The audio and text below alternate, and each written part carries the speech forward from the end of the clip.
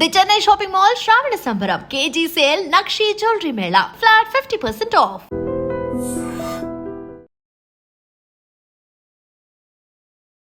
Hi hello నమస్తే, welcome to iDream media. నేను మీ శ్రావ్య.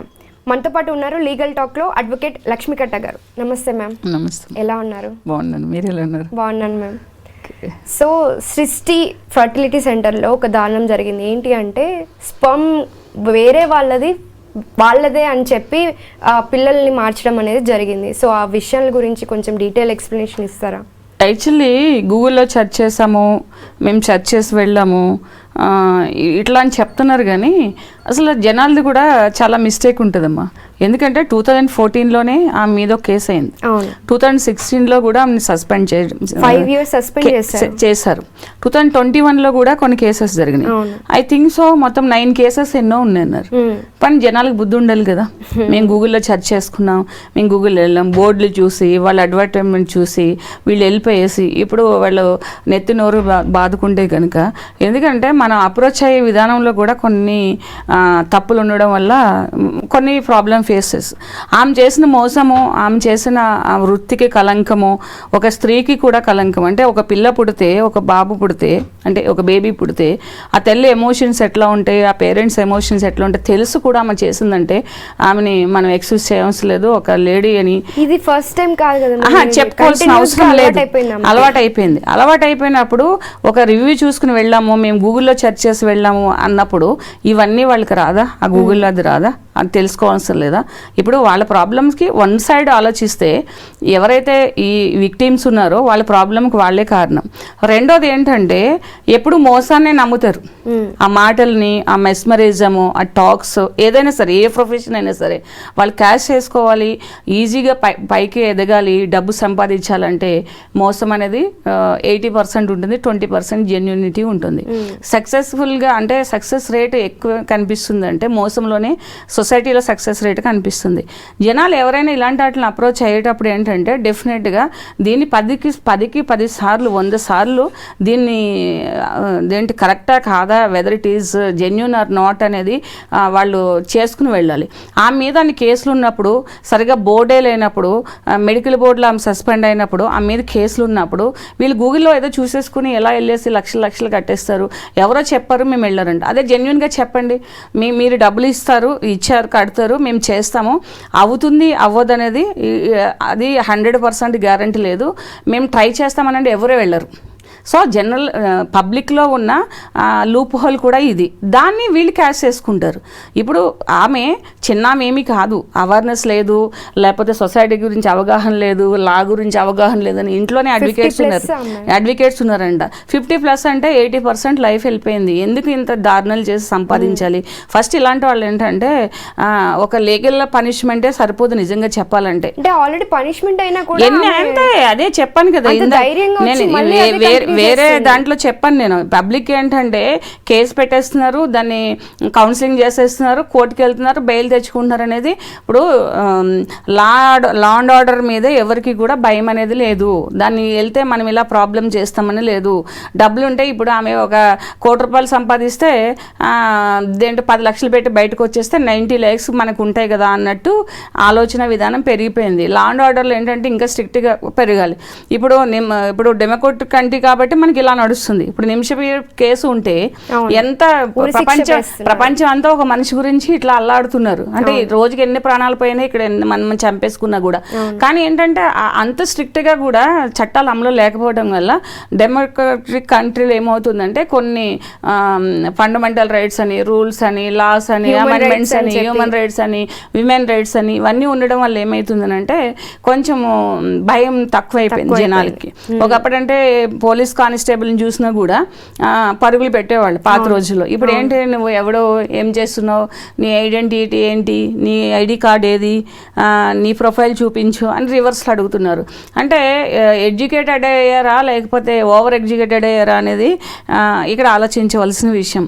ఇక్కడ ఏంటంటే ఈ భయాలు లేకపోవడం వల్ల ఈమె ఆ వయసుకి రెస్పెక్ట్ లేదు, వృత్తికి రెస్పెక్ట్ లేదు, ఒక స్త్రీతత్వానికి రెస్పెక్ట్ లేదు, దేనికి కూడా లేకోకుండా ఇంత అన్యాయంగా చేస్తుంది చెప్తున్నానంటే, మామూలు చట్టాల్లో ఉన్న యాజ్ అడ్వకేట్గా నేను చెప్పకూడదు, చట్టాల్లో ఉన్న లూప్ హోల్స్ అని చెప్పాలి. అంటే భయం లేదు, ఎన్ని కేసులు అయినా సస్పెండ్ అయినా కూడా లేదు, బయటకు వచ్చేస్తాం మళ్ళీ చేసుకోవచ్చు చేసుకోవచ్చు అనేది ఉన్నది. ఎందుకంటే మేబీ ఇలాంటి వాళ్ళకి ఈ చట్టాలు కూడా పనిచేయవేమో, ఇంకా ఎక్కువ రావాలి. అంటే జైలుకి వెళ్ళి ఉన్నా కూడా అంత క్రూరమైన మెంటాలిటీ. ఇప్పుడు ఏంటంటే డబ్బే ప్రపంచం, డబ్బే మన జీవితం, డబ్బు లేకపోతే ప్రపంచం లేదు. అట్ ఎనీ కాస్ట్ అంటే డబ్బు సంపాదించాలనే క్రూరమైన మెంటాలిటీ ఉన్న వాళ్ళు ఇలా చేస్తారు. సో వాళ్ళకి ఏంటంటే పబ్లిక్ కూడా ఇండైరెక్ట్గా సపోర్ట్ చేస్తున్నట్టు, లా అండ్ ఆర్డర్స్ కూడా సపోర్ట్ చేస్తున్నట్టు ఉన్నది. ఇప్పుడు సృష్టి అనేసి అక్కడ ఉంది, సో జనాలు వెళ్తున్నారు, మరి పోలీస్ కూడా నిఘా పెట్టాలి కదా. సో ఈ మీద కేసులు ఉన్నాయి, మరి ఇక్కడ జనాలు ఉన్నారు. సికింద్రాబాద్ అనేది హార్ట్ ఆఫ్ ది సిటీలోనే ఉన్నది. అప్పుడు ఆ నర్సింగ్ హోమ్ ఏదైతే ఉన్నదో అది కూడా పర్మిషన్ ఎలా ఇస్తారు? పర్మిషన్ లేకుండానే చేస్తుంది, పర్మిషన్ లేకుండా చేస్తుంది. ఇప్పుడు ఏదో ఏంటి ఢిల్లీయా ఎవరో ఒక పేరు, ఒకళ్ళు రాజస్థాన్ వాళ్ళు ఎవరో ఒక కపుల్ వచ్చారంటున్నారు. వాళ్ళు మేము గూగుల్లో చూసి వచ్చాము, మేము ఆన్లైన్లో చూసి మేము దాని రేటింగ్ చూసి మేము అప్రోచ్ అయ్యాము అంటున్నారు. అసలు ఆన్లైన్లో ఎందుకు పెట్టాలి, ఎందుకు ఉంచాలి? కేసులు నడుస్తున్నప్పుడు ఇన్వెస్టిగేషన్ ప్రాపర్గా ఎందుకు చేయరు? మరి ఎందుకు దాన్ని డిలీట్ చేయించకూడదు? ఎందుకంటే మరి అది ఉన్న గురించే కదా, ఈ ప్రొఫైల్ అంతా ఆన్లైన్లో ఉన్న గురించే కదా. వాళ్ళు ఇండైరెక్ట్గా సోషల్ మీడియాలో వాళ్ళు అడ్వర్టైజ్మెంట్ చేసుకుంటున్నారు వాళ్ళు దాని గురించి. జనాలు ఏంటంటే ఇలాంటి వాటిల్లో, ఎందుకంటే పిల్లలు ఎవరికో పుట్టారు, ఎవరికో చేశారు. ఇప్పుడు ఎవరో యుఎస్ వెళ్ళాలి కాబట్టి ఇక్కడ నుంచి హైదరాబాద్ నుంచి వేరే స్టేట్ తీసుకెళ్ళినప్పుడు డిఎన్ఏ టెస్ట్ కావాలంటే, బేబీ కావాలి, అది ప్రీవియస్ కేసు. మరి ఇప్పుడు కూడా వాళ్ళు వెళ్ళి అక్కడికి చెల్లి చేయించుకున్నారు. ఎంత ఘోరం అది. వాళ్ళకి ఆల్రెడీ ఆ 3 years లో వాళ్ళకి ఎఫెక్షన్ కూడా, మా బాబు అనే ఎఫెక్షన్ కూడా ఏర్పడుతుంది. ఇప్పుడు జనరల్గా ఏంటంటే అడాప్షన్ కారా వాళ్ళు, అంటే చైల్డ్ అథారిటీ వాళ్ళు, చైల్డ్ వెల్ఫేర్ వాళ్ళు అడాప్షన్ ఇచ్చినప్పుడు కూడా ఏం చేస్తారంటే మన వైఫ్ అండ్ హస్బెండ్ కలర్కి తగ్గ వాళ్ళు, వాళ్ళ ఏజ్కి తగ్గ వాళ్ళని, వాళ్ళ ఫీచర్కి మ్యాచ్ అయ్యే వాళ్ళకి ఇస్తారు. ఇచ్చిన తర్వాత 3 months తర్వాత మళ్ళీ కోర్టుకి రమ్మంటారు. అది ఆ బేబీని ఎలా చూస్తున్నారు వీళ్ళు, ఎలా లుక్ ఆఫ్టర్ చేస్తున్నారు అనేది చూస్తారు. వీళ్ళు కూడా మంచిగా తయారు చేసి జడలేసి అంటే మంచిగా తీసుకొస్తారు. వాళ్ళ ఫేస్ లోనే అఫెక్షన్ తెలిసిపోతుంది ఆ 3 monthsకే. అంటే వాళ్ళు తెలిసే అడాప్షన్ తీసుకుంటారు, కానీ పిల్లలు లేకుండా ఉన్నారు కాబట్టి they will develop the affection. అంటే టూ కేరింగ్ ఉంటుంది, అఫెక్షనేటివ్గా ఉంటారు. వాళ్ళకి ఎప్పుడేమొస్తుంది అనేది చాలా ఇదిగా సెన్సిటివ్గా చూసుకుంటారు. అలాంటి దీన్ని లక్షలు పెట్టి చేసుకున్న వాళ్ళు ఎంత కేరింగ్ ఉంటారు. మన బేబీ అన్నప్పుడు, మన బేబీ మన బయోలాజికల్ బేబీ అవుతుంది అన్నప్పుడు వాళ్ళు డెఫినెట్గా ఇంకా కేరింగ్గా, చాలా హ్యాపీగా మొక్కులు మొక్కడం, దేవుళ్ళని చూడడం అన్నీ చేస్తారు. ఈ అన్ని పాపాలకి కారణం ఎవరు? ఇక్కడ ఈమె. సో ఎక్కడో వస్తుంది అని అంటే ఫెయిల్యూర్ లేదు. అంటే 90, 70, 60 ప్లస్ 30 అంటే 100లో 90 కేసెస్ సక్సెస్.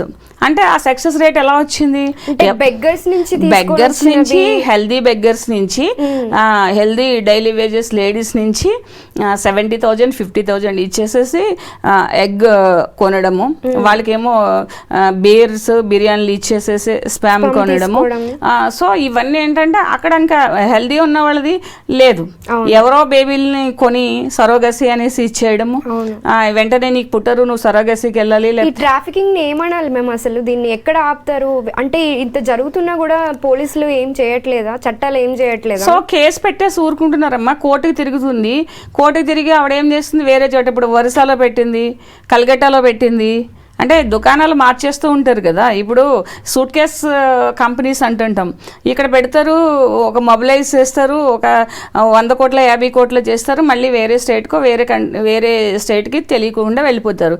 ఈమె చేస్తున్న బిజినెస్ కూడా అట్లాంటిదే. ఇప్పుడు ఈమె ఒక్కదాన్నే కాదు, ఇప్పుడు దీంట్లో ఎంతమంది ఉన్నారు, పార్టిసిపేట్ చేస్తున్నారు, దీన్ని ఎంతమంది కాపాడుతున్నారు అంతే. మరి ఇప్పుడు బెగ్గర్స్ నుంచి కూడా ఎక్కడి నుంచి కల్గట్టా వరకు వరకు ఇక్కడ విజయవాడ నుంచి హైదరాబాద్ వచ్చింది, హైదరాబాద్ నుంచి కలకట్టా వరకు వెళ్ళింది.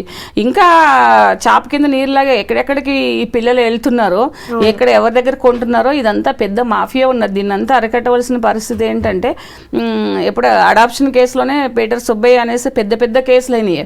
అవి లాలో అంటే లా జనరల్స్లో జడ్జిమెంట్స్ కూడా అయినాయి. ఇప్పుడు అలా కావాలి ఈ కేసు అంతగా ఫైట్ చేయాలి. ఇప్పుడు మనకున్నది ఏంటంటే ఆరంభ సౌరత్వం ఉంటుంది, కానీ దాని నుంచి కంటిన్యూస్ దాన్ని ఎండ చేసే వరకు పోరాడాలని ఎవరికి ఉండదు. ఇప్పుడు ధైర్యంగా వచ్చి కూడా ఎవరు చెప్పలేకపోతున్నారు ఇలా కట్టుకుని తప్పిస్తే.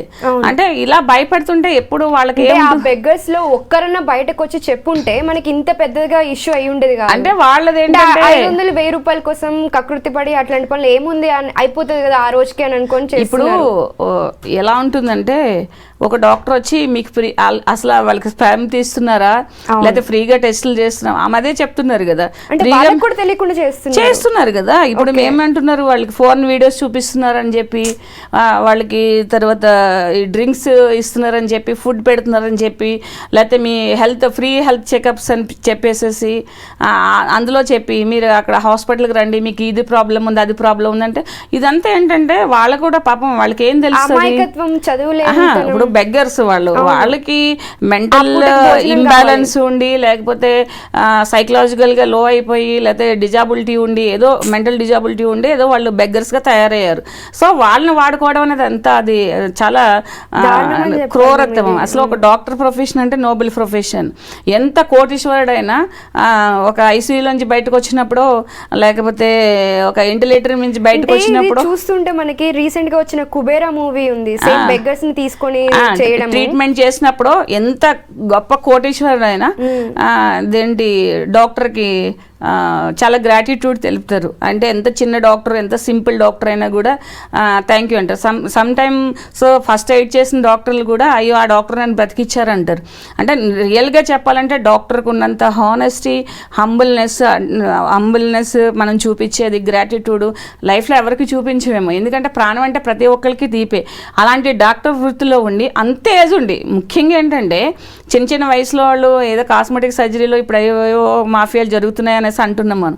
వాళ్ళంటే లగ్జరీస్కి అలవాటు పడి, ఇదంతా అలవాటు పడి ఏదో వేరే చోట్ల చదువు కొనుక్కుని వచ్చి డబ్బులు సంపాదించాలని పేమెంట్ సీట్స్తో చదివి వాళ్ళు ఏదో చేస్తున్నారంటే ఒక అర్థం ఉన్నది. కానీ 50 ఏళ్ళు దాటినామే, లైఫ్ గురించి అన్నీ తెలిసినామే, it's very bad to talking about her. అవును మ్యామ్, మామూలుగా అంటూ ఉంటారు వైద్యో నారాయణో హరి అని చెప్పి. ఇలాంటి వాళ్ళని చూస్తే ఏమనాలో అర్థం కావట్లేదు. అదే చెప్తున్నాను, ఆర్ఎంపీ డాక్టరే కొన్ని ప్రాణాలు పోస్తారు. అంటే వాళ్ళకి లైసెన్స్ లేదు, వాళ్ళని చేసేయాలి, బయట తీసేయాలి, వాళ్ళని రిమూవ్ చేయాలి, వాళ్ళని చేయనివ్వకూడదు అనేసి ఎస్ఓటి దాడులు చేసి వాళ్ళని పట్టుకుని కూడా కొన్ని ప్రాబ్లమ్స్ సస్పెండ్ చేస్తున్నారు. అలాంటిది వాళ్ళే కొన్ని ఫస్ట్ ఎయిడ్ చేస్తే కొన్ని ప్రాణాలను బ్రతికించే వాళ్ళు ఎంతో మంది ఉన్నారు. సో అలాంటి వాళ్ళు చేస్తే ఒక అర్థం ఉన్నది అట్లీస్ట్. కానీ అంత వృత్తిలో ఉండి, అంత పెద్ద వయసు ఉండి, ఇంతమందిని మోసం తన చుట్టూ ఉన్న వాళ్ళు మోసం చేస్తుంది, తన దగ్గరకు వచ్చిన వాళ్ళు మోసం చేస్తుంది, ప్రపంచాన్నే ఒక విధంగా మోసం చేసినట్లు లెక్క. ఎందుకంటే ఒక ప్రాణానికి ఇది చేయడం అని అంటే, రేపొద్దున వాళ్ళు వెళ్ళి నా పిల్లలంటే ఓ 10 ఏళ్ళు పెంచుకున్నాక ఈ తల్లిదండ్రులు గుండె పగలదా? ఎన్ని రకాల ప్రాబ్లమ్స్ ఉంటాయి. ఒక్క ఆమె చేసిన దానివల్ల ఎన్నో ప్రాణాలకి ఏంటంటే మానసిక వ్యధ అనేది ఇది అవుతుంది. దీన్ని ఎలా అరికట్టచ్చు అంటారు? అంటే పోలీస్ తలుచుకుంటే ఏదైనా చేయొచ్చమ్మా. ఇప్పుడు కేసులు ఇప్పుడు 2014లో కేసు వేశారు, 16లో కేసు వేశారు, 21లో కేసు వేశారు. మరి మళ్ళీ నడిపిస్తుందని ఎందుకు పట్టుకోలేరు? అంటే చూసి చూడనట్టు వదిలేయడమేనా? సృష్టి అని వేసేసి అక్కడ పెట్టేసేసి, అక్కడ ఏదో పేరు పెట్టేసి, అక్కడ ఏదో ఇల్లీగల్గా జరుగుతుంటే మరి పోలీసు రైడ్ చేసి పట్టుకుని మళ్ళీ దాన్ని క్లోజ్ చేసి, అంటే ఎవరో కంప్లైంట్ ఇచ్చే వరకు కూడా పోలీసు నిర్లక్ష్యం కూడా ఉంది, ఇక్కడ ప్రభుత్వ నిర్లక్ష్యాలు కూడా ఉన్నాయి. ఎందుకంటే ఎక్కడో డార్క్ ప్లేస్లో జరుగుతుంటే అది దాన్ని ఇది చేయలేకపోయాము, దాన్ని టాస్క్ చేయలేకపోయామని అనుకోవచ్చు. కానీ అది హార్ట్ ఆఫ్ ది సిటీలో మెట్రోపాలిటన్ స్టేట్లో జరుగుతున్నప్పుడు పట్టించుకోవడానికి పోలీసులకి అంత కఠినమైన ఇది ఏమి కాదు, వాళ్ళు ఈజీగా చేయొచ్చు. కానీ నిర్లక్ష్యం వల్ల కూడా కొన్ని ఇలాంటివి జరుగుతుంటాయి. కేవలం ప్రభుత్వం ఇంకా స్పీడ్ చేయాలి లా అండ్ సిస్టమ్ని. తర్వాత పోలీసులు కూడా వాళ్ళ వృత్తిని వాళ్ళు పర్ఫెక్ట్గా చేస్తే కొన్ని ఇలాంటివి అరికట్టగలుగుతారు. అదే మీరు చెప్పినట్లుగా హాస్పిటల్స్ కానీ కొన్ని హోటల్స్ కానీ అంటే వీటిలన్నిటికి కూడా పోలీసింగ్ జరిగితే మనకి ఇట్లాంటివన్నీ కూడా అంటే జరగకుండా ఇప్పుడు కొన్ని టాస్క్ ఫోర్స్ వాళ్ళు చేస్తారు, కొన్ని ఏమో SOT వాళ్ళు చేస్తారు. వీళ్ళందరూ పట్టుకోవడం అనేది పెద్ద ఇష్యూ కాదు. ఒక వ్యక్తి 2 సార్లు నేరం చేసినప్పుడు 3వ సారి కంపల్సరిగా పోలీస్ ఐలో ఉండాలి. ఆ పోలీస్ ఐలో లేకపోవడం వల్ల ఇలా చేస్తున్నారు. ఎవరో కంప్లైంట్ ఇచ్చారని జరిగింది, లేకపోతే ఇంకో 10 ఏళ్ళు ఇలాగే జరిగిపోయింది కదా, ఇంకో 100 మంది పిల్లలు ప్రపంచంలోకి వెళ్దురు. సో దట్ మరి ఇక్కడ ఫెయిల్యూర్ ఎవరు అనుకోవాలి? నేరం చేస్తున్న వాళ్ళు సక్సెస్ అనుకోవాలా, సిస్టమ్ యొక్క ఫెయిల్యూర్ అనుకోవాలా? System failure. సో దట్ అంటే సిస్టమ్ అనేది ఇంకా స్ట్రాంగ్ అయినప్పుడు ఇలాంటివి అరికట్టొచ్చు. Yeah ma'am, thank you so much. Welcome.